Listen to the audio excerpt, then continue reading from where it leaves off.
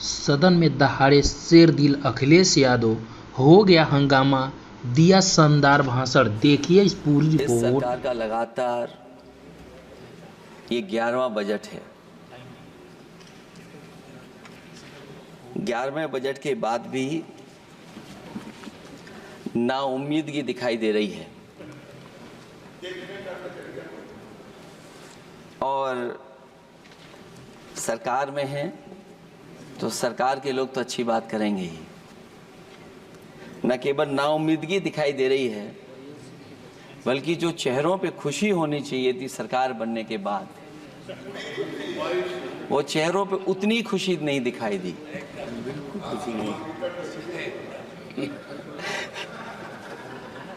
ये 11वें बजट में बेरोजगारों के लिए, युवाओं के लिए, गांव के लिए और उनकी तकलीफ परेशानी का जो मुद्दा है वो 9-2-11 दिखाई दे रहा है मुझे। महंगाई में घर चलाना, बच्चों को पढ़ाना और घर के बड़े बुजुर्गों की दवा इलाज से लेकर के महंगाई का जो सामना करना पड़ रहा है, ये बातें परिवार वाले बखूबी जानते हैं।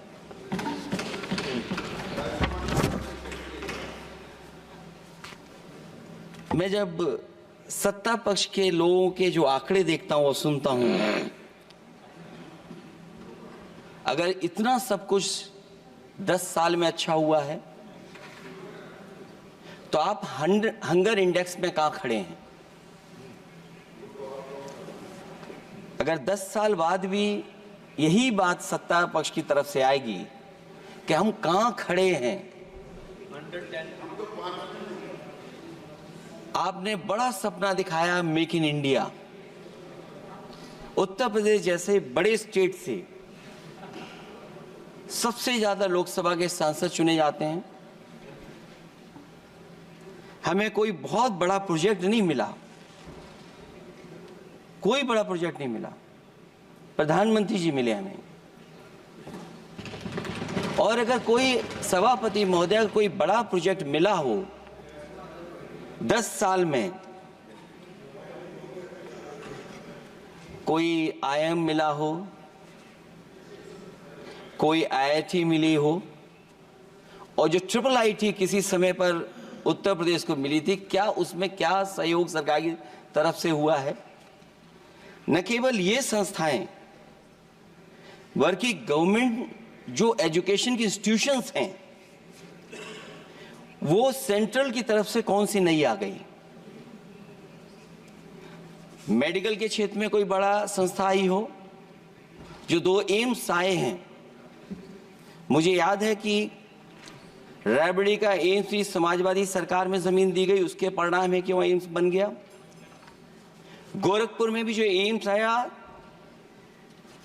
समाजवादी सरकार थी, जमीन दी गई, तब एम्स आया।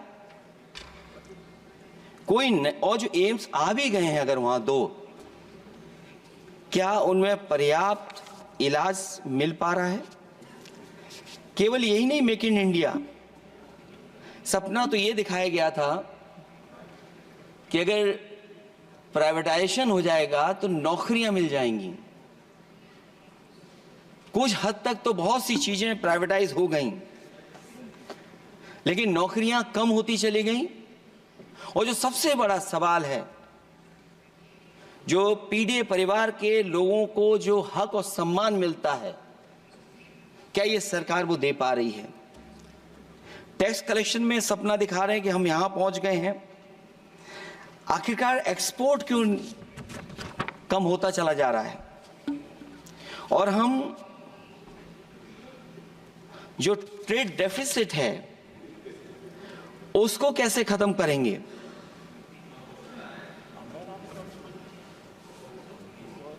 दस साल में अगर हम वहीं के वहीं खड़े हैं और कोई ऐसा कुछ न दिख रहा हो और परिणाम जो रिजल्ट आए हैं यूपी के, उसमें दिखाई दे रहा है कि आपने कितना काम किया है। सभापति महोदय, अगर ये सब कुछ अच्छा किया होता तो क्या परिणाम ऐसे आए होते? जहां हारे ही नहीं हैं आप, सीटें ही कम नहीं हुई हैं। देश के प्रधानमंत्री जी भी वोट से हारे हैं, वोट से हारे हैं। जो कभी 5 लाख तक जीतना था जिन्हें, या 10 का टारगेट बनाया था, कितने से जीते? तो कम से कम इन चीजों को तो देखें। मैं जब सुनता हूं सत्तापक्ष लोगों को तो मुझे वो लाइनें याद आ जाती कि वो झूठ बोल रहा था, बड़े सलीके से मैं एतवार न करता तो और क्या करता।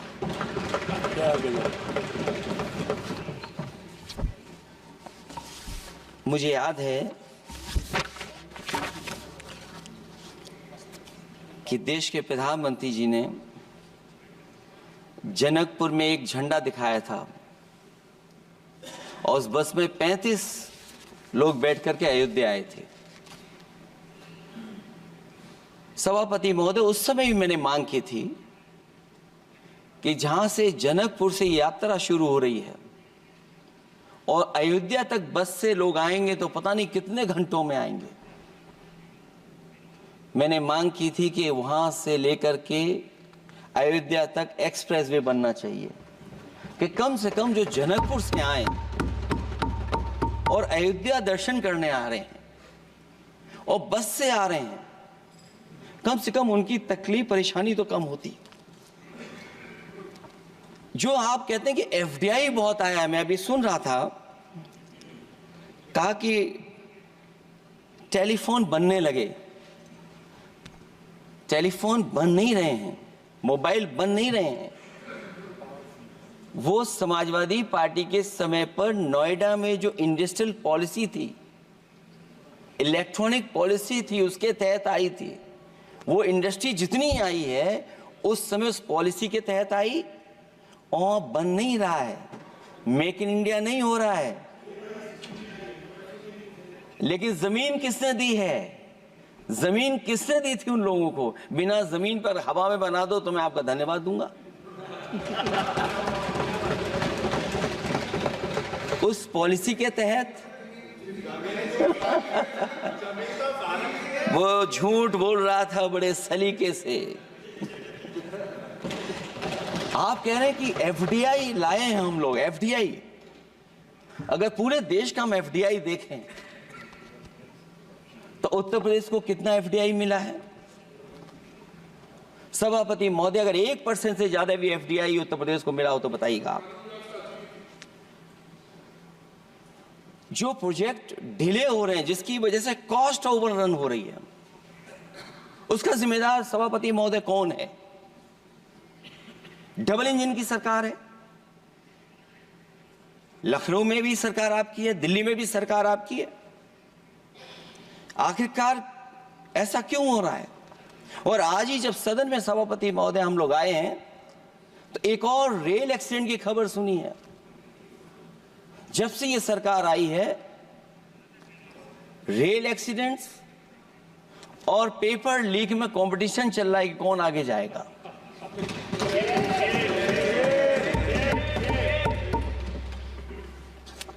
मैं तो अखबारों में पढ़ता था सभापति महोदय कि तोड़ फोड़ करके ये सरकार बनाते हैं। अभी एक सदस्य पिछली बार वो तोड़ फोड़ कर करके शायरी भी बनाने लगे हैं। जो प्रोजेक्ट और जिस प्रोजेक्ट के लिए प्रधानमंत्री जी एयरफोर्स का सबसे बड़ा हवाई जहाज हरकुलिस विमान लेकर के आए थे और वो सड़क पर उतरे थे, वो एक्सप्रेस वे पर उतरे थे। मैं समझता हूं सभापति महोदया, यहां जितने माननीय सदस्य हैं सबने देखा होगा और सबने निर्देश के अनुसार उस पर ट्वीट भी किया होगा। वो जो एक्सप्रेस वे अगर किसी ने बनाया था सभापति महोदय, जो डिजाइन, टेक्नोलॉजी का पार्ट, अलाइनमेंट, वो समाजवादियों की देन थी, वो आपकी देन नहीं थी। ये बात मैं इसलिए कह रहा हूं सभापति महोदया क्योंकि इस बजट में सरकार चलाने के लिए आपने पैकेज दिया है, हमें कोई नाराजगी नहीं है पैकेज देने की, आप पैकेज और दीजिए। लेकिन अगर आप बक्सर से भागलपुर एक्सप्रेसवे बना रहे हैं तो आप उत्तर प्रदेश के पूर्वांचल एक्सप्रेसवे को क्यों नहीं जोड़ रहे हैं? और मैं तो कहूंगा आपसे कि केवल अगर आप 25 किलोमीटर जोड़ देंगे, जहां पूर्वांचल एक्सप्रेसवे रुक गया था, केवल 25 किलोमीटर आप जोड़ देंगे तो दूसरे काम को अपना जो बनाते हैं, आप ये कह पाएंगे कि दिल्ली से लेकर के आपने भागलपुर तक एक्सप्रेसवे दिया है। हाँ जी, वो अभी से नहीं, बहुत पहले से बन रहा है बहुत पहले से बन रहा है। मैं ये नहीं कहना चाहता कि क्या दिया आपने, मैं ये कहता हूं कि अगर आप बक्सर से भागलपुर एक्सप्रेसवे दे रहे हैं केवल बिहार के लोगों को खुश करने के लिए, मैं उससे सहमत हूं कि आप बिहार की तरक्की के लिए एक्सप्रेसवे दें, लेकिन जो पखनपुरा जो आखिरी गांव है जहां पर छूट गया है, वहां से आप क्यों नहीं जोड़ रहे हैं? और हमारे स्टेट के लिए आप कोई नया एक्सप्रेसवे क्यों नहीं दे रहे हैं? आप हमारे लिए क्यों नहीं दे रहे हैं एक नया एक्सप्रेसवे? आप दिल्ली के बजट से दे रहे हैं, आप यूपी अपने बजट से बना रहा है। आप बताइए कोई यूपी को आपने एक्सप्रेसवे दिया हो? कोई एक्सप्रेसवे नहीं दिया। और मैं तो कहूंगा, और याद दिलाइएगा अपनी सरकार को, एक बुंदेलखंड एक्सप्रेसवे बना था, अभी बताएंगे आपको उसका भी। सभापति महोदय, एक बुंदेलखंड एक्सप्रेसवे दिया सरकार ने, उत्तर प्रदेश सरकार ने, वो दिल्ली के बजट का नहीं है। मैं मांग कर रहा हूं कि दिल्ली के बजट से कोई एक्सप्रेसवे मिलना चाहिए। जो बुंदेलखंड एक्सप्रेसवे दिया, प्रधानमंत्री जी उद्घाटन कर करके वापस लौटे, अब रिपेयर का पैसा कौन देगा? वो आज भी रिपेयर मांग रहा है। सभापति महोदय, कोई कल्पना कर सकता है कि नया एक्सप्रेसवे बना हो जिसका प्रधानमंत्री जी ने उद्घाटन किया हो, वो आज रिपेयर मांग रहा हो? और वो एक्सप्रेसवे 6 लेन नहीं है, वो 4 लेन है। मैं इसमें भी सुझाव देना चाहता हूं, ये जो बुंदेलखंड वाला एक्सप्रेसवे है, ये अभी 15,000 करोड़ से ज्यादा का बना है स्टेट गवर्नमेंट का। इसको मुनाफा नहीं हो रहा, टोल कलेक्शन नहीं है बहुत ज्यादा, इसको सतना से जोड़ दिया जाए और बुंदेलखंड जहां से शुरू हो रहा है हमारे डिस्ट्रिक्ट इटावा से कम उसको हरिद्वार तक ले जाना चाहिए। अगर हरिद्वार से लेकर के सतना लोग चले जाएंगे तो शायद बुंदेलखंड के लोगों को भी लाभ होगा। और सबसे बड़ी बात है सभापति महोदय, दिल्ली और लखनऊ मिलकर के उन एक्सप्रेसवे की सेफ्टी से और उसकी डिजाइन से खिलवाड़ कर रहे हैं। जो इंडियन रोड कांग्रेस कहती है, जो डॉक्यूमेंट कहता है, वो ये कहता है कि मीडियन सड़क का 12 मीटर से लेकर के 14 मीटर होना चाहिए। आप जाकर के देख के आइए, जो पूर्वांचल वाला बना है उसका मीडियन कितना है?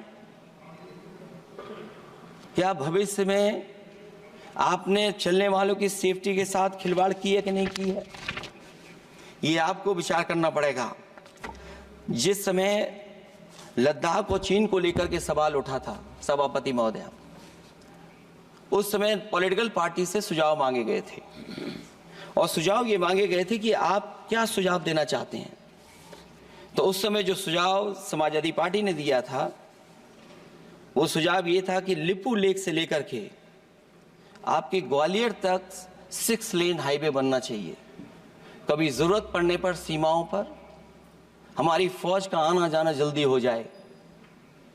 और मुझे याद है, जो अखबारों में मैंने पढ़ा था, सरकार ने उसको स्वीकार कर लिया था कि 6 लेन हाईवे बनेगा वो।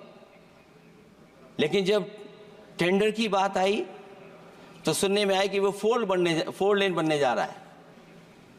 और अभी जब वो काम हो रहा है, जब काम मैंने दोबारा उसको देखा तो पता लगा कि डबल लेन पेव शोल्डर बन रहा है। सोचिए, कहां 6 लेन बनाने की बात थी, आप डबल लेन पेव शोल्डर बना रहे हैं। और पता नहीं कौन उस हाईवे को डिजाइन किसने किया है डिजाइन, कि जितने भी कस्बे उसके आसपास पड़ रहे हैं, कस्बे वाले अब नाला कहां से बनाएं? घर ऊंचा करें कि सड़क को तोड़ें। बहुत सारे कस्बों को वो समस्या के संकट में डाल दिया है सरकार ने।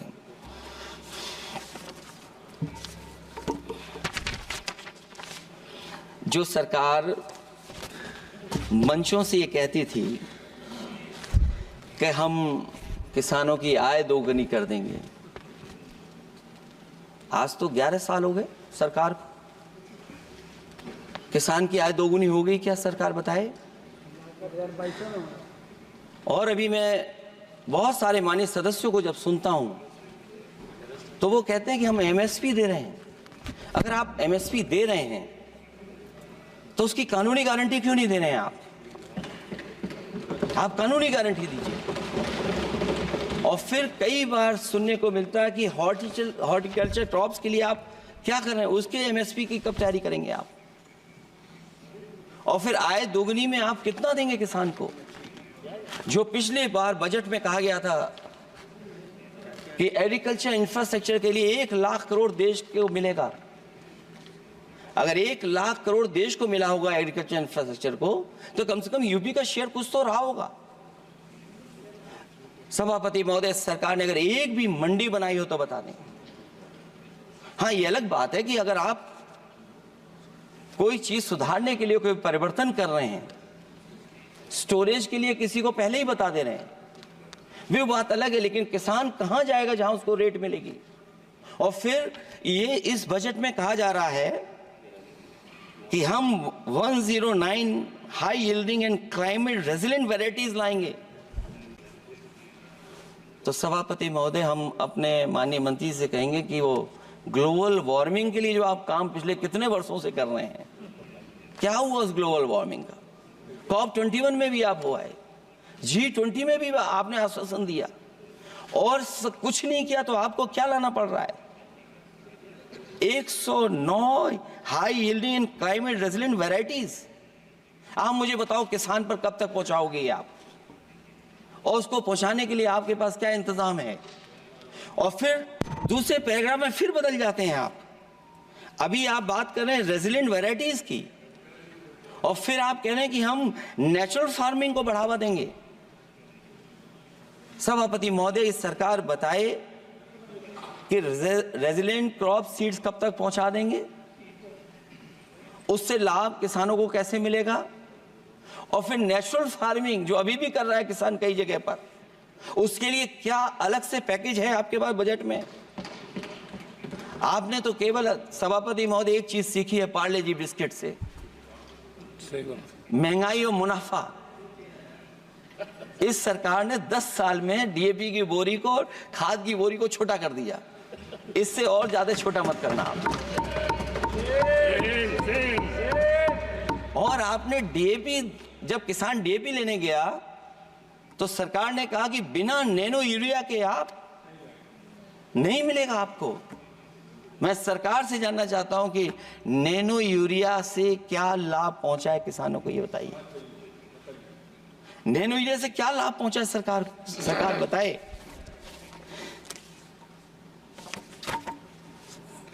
हमारे यहां बड़े बड़े आयोजन हुए सभापति महोदय, इन्वेस्टमेंट मीट के बड़े बड़े आयोजन हुए इन्वेस्टमेंट मीट के, और 5 लाख करोड़ के एमओयू साइन हो गए। 5 लाख करोड़ के। मैं ये सभापति महोदय, बजट हमारी क्या मदद कर रहा है उत्तर प्रदेश के उद्योग लाने के लिए? और ऐसे आयोजन हुए जिसमें देश के प्रधानमंत्री आए, देश के राष्ट्रपति आए और देश के जितने बड़े उद्योगपति सब आए थे। लेकिन आज यूपी को क्या मिला वहां पर? किसानों के लिए एग्रीकल्चर सेक्टर में बड़े बड़े एमओयू हुए, लेकिन आज जमीन पर कुछ नहीं दिखाई दे रहा है। मुझे याद है समाजवादी सरकार में, क्योंकि देश का सबसे ज्यादा उत्पादन दूध का अगर कहीं हो रहा है तो उत्तर प्रदेश में हो रहा है, और उस उत्पादन को बढ़ावा देने के लिए और इन्वेस्टमेंट लाने के लिए उस समय की सरकार ने फैसला लिया कि अगर बाहर से भी कोई डेयरी या डेयरी प्लांट लगाना चाहेगा तो उसमें सरकार सहयोग करेगी। और परिणाम ये हुआ कि गुजरात की 3 अमूल प्लांट लग गए यूपी में। तो मैंने उद्घाटन किए, एक देरी से हुआ तो देश के प्रधानमंत्री जी ने किया, लेकिन उसके बाद कोई नया प्लांट आया हो तो बता दें। जो अमूल से पुरानी संस्था है, क्या उसका सहयोग कुछ करेंगे आप लोग? क्या आप पराग का सहयोग करेंगे कुछ? न केवल दूध उत्पादन में उत्तर प्रदेश आगे है, बल्कि चीनी में और गन्ने की पैदावार में भी कभी आगे कभी पीछे होता है। किसानों को भरोसा दिलाया गया था कि उनकी भी आय दोगुनी हो जाएगी, उनको भी बहुत सुविधाएं दी जाएंगी, बिजली फ्री दी जाएगी। सभापति महोदया, उन्हें फ्री बिजली नहीं दी सका। यह आश्वासन था आपका। और आज अगर उत्तर प्रदेश पिछड़ इसलिए रहा है क्योंकि सबसे महंगी बिजली अगर कहीं कोई पा रहा है तो उत्तर प्रदेश पा रहा है। और मुझे याद है, क्योंकि बात ये मुझे इसलिए कहना चाहिए, बीजेपी के एक विधायक जो सबसे बुजुर्ग थे, वो देश के प्रधानमंत्री जी के क्षेत्र में बिजली 24 घंटे आए, उसके लिए वो धरने पे बैठ गए थे। वहां के अधिकारियों ने कहा कि बुजुर्ग हैं, इनका स्वास्थ्य बेहतर नहीं है, इनका धरना आप उठवा दीजिए। मैंने सभापति महोदय उनको बुलाया, मैंने उनकी बात सुनी। उन्होंने कहा कि प्रधानमंत्री जी के क्षेत्र में 24 घंटे बिजली होनी चाहिए। उसी दिन मैंने फैसला ले लिया कि प्रधानमंत्री के क्षेत्र में 24 घंटे रहेगी बिजली। और मैंने उससे मांग की सभापति महोदय कि उत्तर प्रदेश देश के प्रधानमंत्री को बनाने में सबसे बड़ा सहयोग किया है, इसका कम से कम बिजली का कोटा तो बढ़ जाए यूपी का। वो 8 साल हो गए, उत्तर प्रदेश ने देश के प्रधानमंत्री को तो दे दिया, लेकिन अभी तक बिजली का कोटा नहीं बढ़ा। हमें उम्मीद है 11 शुभ होता है, इस 11वें बजट में कुछ तो सुविधाएं ऐसी उत्तर प्रदेश को दी जाएंगी जिससे वहां के लोगों को लाभ पहुंचे, मदद पहुंचे।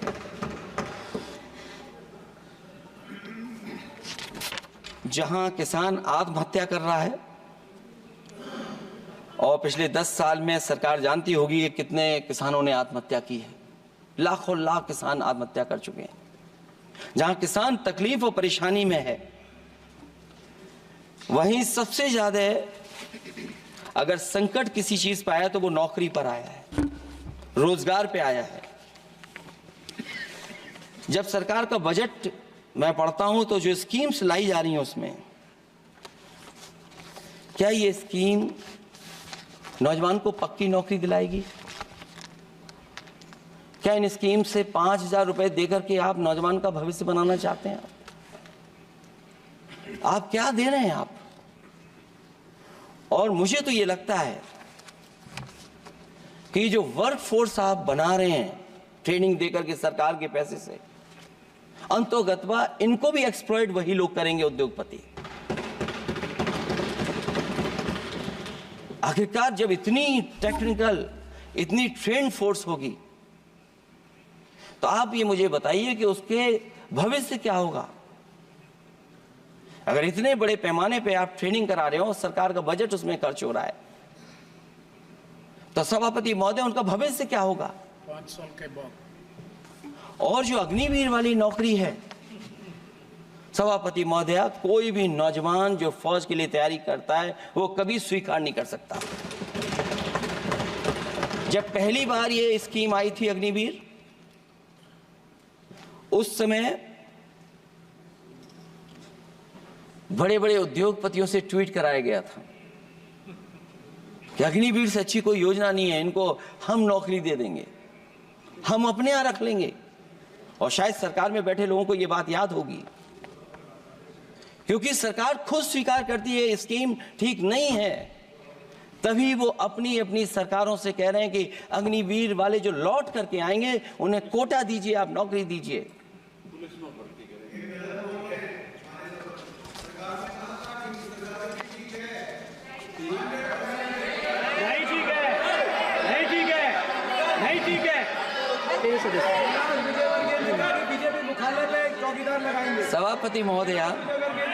सभापति महोदय मैं बैठ जाता हूं, आप खड़े होकर के कह दीजिए अग्निवीर व्यवस्था अच्छी है।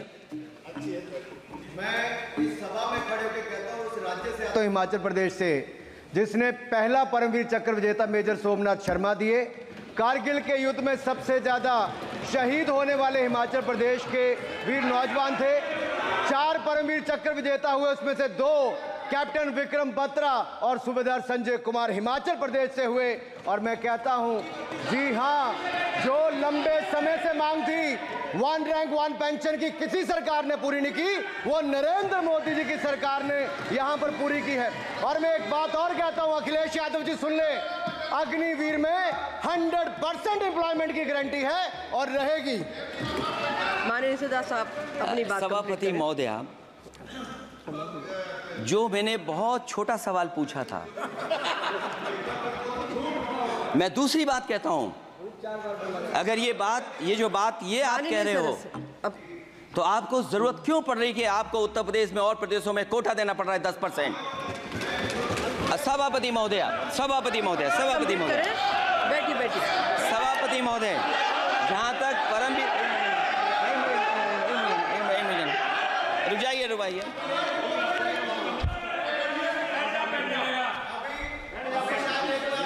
अरे सुन लेने दो।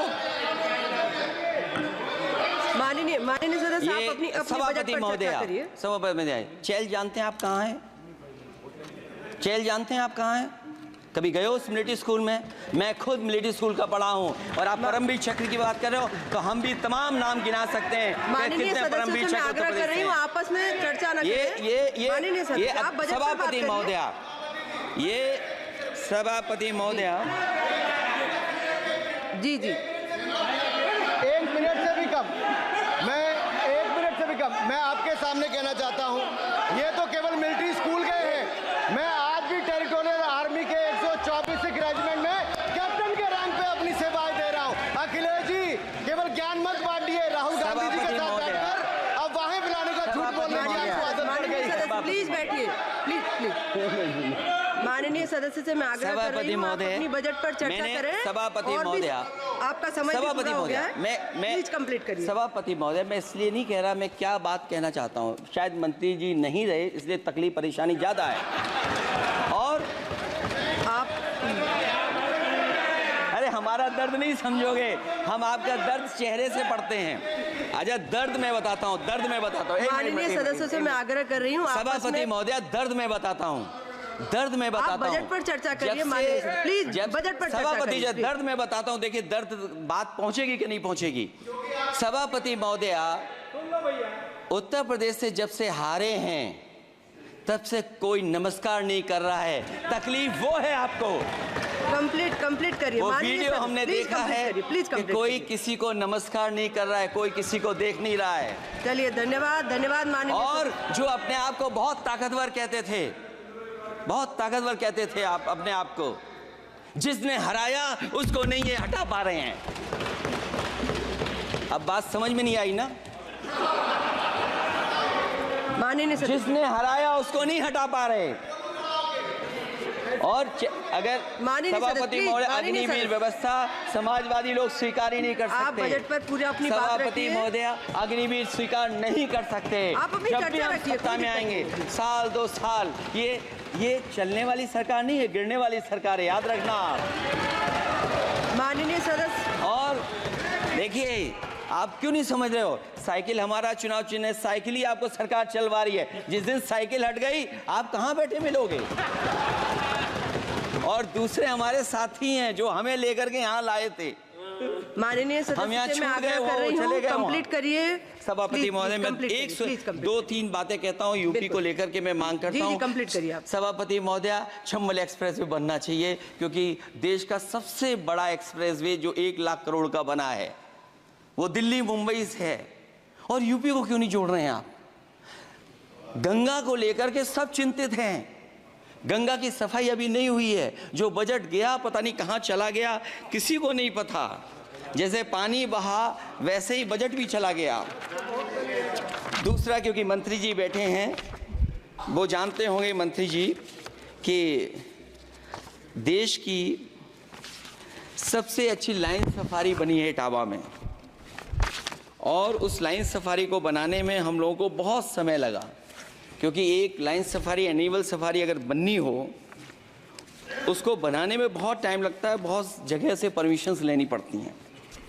हम लोगों को परमिशंस नहीं मिली, और क्योंकि वो प्रोजेक्ट अच्छा है, एशियाटिक लाइन्स की ब्रीडिंग शुरू हो गई वहाँ पर। ये सरकार इसलिए नहीं शुरू करना चाहती है क्योंकि वो समाजवादियों ने बनाई है। पहली बार देश में एशियाटिक लाइन्स पैदा हो रहे हैं। नहीं, वहाँ पर इटावा में पहली बार हो रहे हैं, और वो इसलिए नहीं शुरू कर रहे हैं। और वो शेर मैं बता दूं आपको, शेर आया था कि कोई और आया था, वो कहानी मैं नहीं पढ़ूंगा यहाँ पर, फिर मैं बोल दूंगा तो फिर कहोगे कि क्या बोल दिया मैंने, इसलिए मत बुलवाइए तो ही अच्छा है। कि कुछ तो धन्यवाद माननीय सदस्य, धन्यवाद। कुछ मत बुलवाइए मुझसे। सभापति महोदय, मैं ये कहना चाहता हूँ कि लाइन सफारी, एनिमल सफारी उस क्षेत्र की, यूपी की प्राइड है वो, कि पहली बार ब्रीडिंग सेंटर एशियाटिक वहाँ पर बन गया है। दिल्ली की सरकार और यूपी की सरकार मिलकर के उसको शुरू नहीं होने दे रही है। मुझे उम्मीद है कि उसको शुरू करवा देंगे आप। और आखिरी में मैं कहता हूँ, चलते चलते आप 2 लाइनें कहता हूँ। बुनियाद को नकार कर जो इमारतें उठाएंगे, हम भी देखते हैं वो किस मंजिल तक जाएंगे। धन्यवाद। बहुत बहुत